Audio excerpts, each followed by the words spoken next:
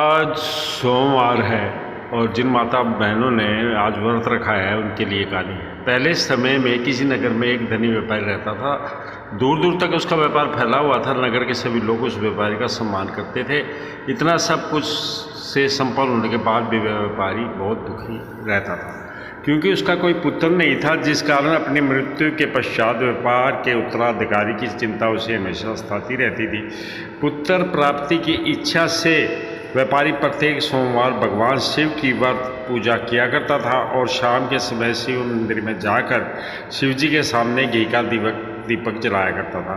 उसकी भक्ति देखकर माँ पार्वती प्रसन्न हो गई और भगवान शिव से उस व्यापारी की मनोकामना पूर्ण करने का निवेदन किया। भगवान शिव बोले, इस संसार में सबको सुख की प्राप्ति होती है, जो जैसे कर्म करता है उसे वैसा ही फल प्राप्त होता है। शिव जी द्वारा समझाने के बावजूद माँ पार्वती नहीं मानी। उस व्यापारी की मनोकामना पूर्ण हेतु वह शिव जी से बार बार अनुरोध करती रही। अंत माता के आग्रह को देखकर भगवान भोलेनाथ ने उस व्यापारी को पुत्र की प्राप्ति का वरदान देना पड़ा। पुत्र हो गया। ये पुत्र 16 वर्ष से अधिक समय तक जीवित नहीं रहेगा। उसी रात भगवान शिव उस व्यापारी के स्वप्न में आए और पुत्र प्राप्ति का वरदान दिया और उसके पुत्र के 16 वर्ष तक जीवित रहने की बात भी बताई। भगवान के वरदान के से व्यापारी को खुशी तो हुई, लेकिन दुख भी हुआ, क्योंकि उसके पुत्र की अल्प आयु थी। चिंता ने उसकी खुशी को नष्ट कर दिया। व्यापारी पहले की तरह सोमवार के दिन भगवान शिव का विधिवत व्रत करता रहा। कुछ महीनों के बाद उसके घर में अति सुंदर बालक ने जन्म लिया। घर में खुशियां भर गई। बहुत धूमधाम से पुत्र का जन्म समारोह मनाया गया, परंतु व्यापारी को पुत्र जन्म से अधिक खुशी नहीं हुई। जब उसके पुत्र की आयु 12 वर्ष की थी, व्यापारी उसे उसके मामा के साथ पढ़ने के लिए वाराणसी भेज दिया। लड़का अपने मामा के साथ शिक्षा प्राप्ति हेतु चल दिया। रास्ते में जहाँ भी मामा भांजा व विश्राम हेतु रुकते वहीं यह करते और ब्राह्मणों को भोजन भी कराते। लंबी यात्रा के बाद मामा और भांजा एक नगर में पहुँचे। उस दिन नगर के राजा की कन्या का विवाह था, जिस कारण पूरे नगर को सजाया गया था। निश्चित समय पर बारात आ गई, लेकिन वर का पिता अपने बेटे के एक आंख से काने होने के कारण बहुत चिंतित था। उसे भय था कि इस बात का पता चलने पर कहीं राजा विवाह से इनकार न करते उसके पुत्र की बदनामी भी होगी। जब वर के पिता ने व्यापारी के पुत्र को देखा और उसके मस्तिष्क में विचार आया, उन्हें सोचा कि क्यों न इस लड़के को दूल्हा बनाकर राजकुमारी से विवाह करा दूं। विवाह के बाद इसको धन देकर विदा कर दूंगा और राजकुमारी को अपने नगर ले जाऊंगा। वर के पिता ने लड़के के मामा से इस संबंध में बात की। मामा ने धन मिलने के लालच में वर के पिता की बात स्वीकार ली। लड़के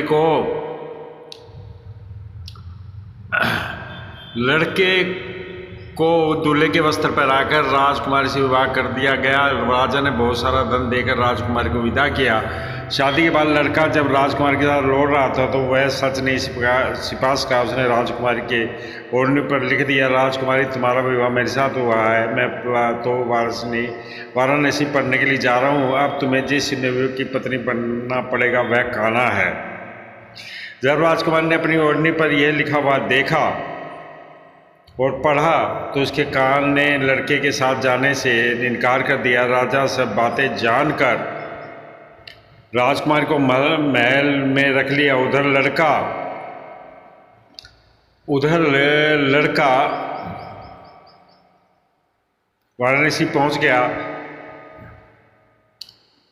और उसकी जब आयु 16 वर्ष की हुई तो उसने यज्ञ किया। यज्ञ की समाप्ति में ब्राह्मणों को भोजन कराया और खूब अन्न वस्त्र दान दिए। रात को वह अपने शयन कक्ष में सो गया। शिव के वरदान के अनुसार शयनावस्था में ही उसके प्राण पखेरु उड़ गए। सुबह के टाइम जब मामा ने मृत भांजे को देखा तो वो रोने पीटने लगा। लड़के के मामा ने रोने विलाप करते हुए सबर में समीप से गुजरते हुए भगवान शिव और माता पार्वती ने भी सुने। पार्वती ने भगवान से कहा, प्राणनाथ, मुझे इसके रोने का स्वर सहन नहीं हो रहा है, आप इस व्यक्ति के कष्ट को अवश्य दूर कर दें। भगवान शिव ने पार्वती के साथ अदृश्य रूप में समीप जाकर देखा तो भोलेनाथ पार्वती से बोले, यह तो उसी पर व्यापारी का पुत्र है जिसे मैंने 16 वर्ष की आयु को वरदान दिया था। इसकी आयु पूरी हो गई है। माँ पार्वती ने फिर भगवान शिव से निवेदन किया, उस बालक को जीवन दान देने का आग्रह किया। माता पार्वती के आग्रह पर भगवान शिव ने उस लड़के को जीवित होने का वरदान दिया। और कुछ ही पल में वह जीवित होकर उठ बैठा। शिक्षा समाप्त करके लड़का मामा के साथ अपने नगर की ओर चल दिया। दोनों चलते हुए उसी नगर में पहुंचे जहां उसका विवाह हुआ था। उस नगर में भी यज्ञ का आयोजन किया गया। समीप से गुजरते हुए नगर के राजा ने ये यज्ञ का आयोजन देखा और तुरंत ही लड़के और उसके मामा को पहचान लिया। यज्ञ के समाप्त होने पर राजा मामा और लड़के को महल में ले गया और कुछ दिन तक उन्हें महल में रख कर बहुत सा धुंधिया वस्त्र आदि देकर राजकुमार के साथ उसे विदा कर दिया। इधर भूखे प्यासे रहकर व्यापारी और उसकी पत्नी बेटे की प्रतीक्षा कर रहे थे। उनकी प्रतिज्ञा करके यदि उनके बेटे की मृत्यु का समाचार मिला तो दोनों अपने प्राण त्याग देंगे, परंतु जैसे ही उसने अपने बेटे को जीवित वापस लौटने का समाचार सुना तो वह बहुत परेशान हुआ। वह अपनी पत्नी और मित्रों के साथ नगर के द्वार पर पहुंचा। अपने बेटे के विवाह का समाचार सुनकर पुत्रवधी राजकुमारी को देखकर उनकी खुशी का ठिकाना न रहा। उसी रात भगवान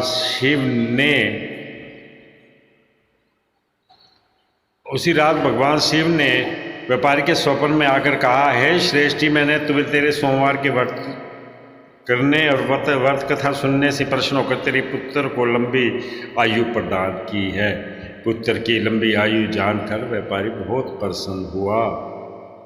सोमवार का व्रत करने से व्यापारी के घर में खुशियां लौट आई। शास्त्रों में लिखा है कि जो स्त्री पुरुष सोमवार का विधिवत व्रत करते हैं और व्रत कथा सुनते हैं, उनकी सभी इच्छाएं पूरी होती हैं। आरती सुनिए आप। ओम जय शिव ओंकारा, स्वामी हर शिव ओंकारा, ब्रह्मा विष्णु सदा शिव अर्धांगी धारा। जय शिव ओंकारा, एकानन चतुरानन पंचानन राजे, स्वामी पंचानन राजे, हंसानन गरुड़ासन विश्ववाहन साजे। जय शिव ओंकारा, दो भुज चार चतुर्भुज, 10 भुज से सोहे, स्वामी 10 भुज से सोहे। तीनों रूप निरखते, त्रिभुवन जन मोहे। जय शिव ओंकारा, जय शिव ओंकारा, जय शिव ओंकारा। अक्षमाला पवन माला, मुंडमाला धारी, स्वामी मुंडमाला धारी।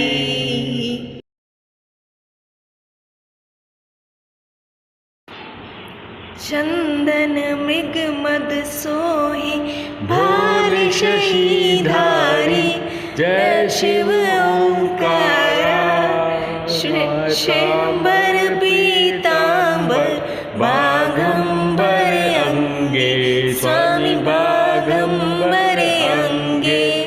संकादिक ब्रह्मादिक भूतादिक संगे। जय शिव ओंकारा, जय शिव ओंकारा। कर में श्रेष्ठ कमंडल, चक्र त्रिशूलधारी, संकर त्रिशूलधारी, स्वामी चक्र त्रिशूलधारी। जग करता जग हरता, जग पालन करता। जय शिव ओंकारा, ब्रह्मा विष्णु सदाशिव, जानत अविवेका, स्वामी जानत अविवेका। प्राणी जानत अविवेका, प्रणवाक्षर में शोभित, ये तीनों एका। ओम जय शिव ओंकारा, प्रणवावश में शोभित, ये तीनों एका। जय शिव ओंकारा, जय शिव ओंकारा, जय शिव ओंकारा।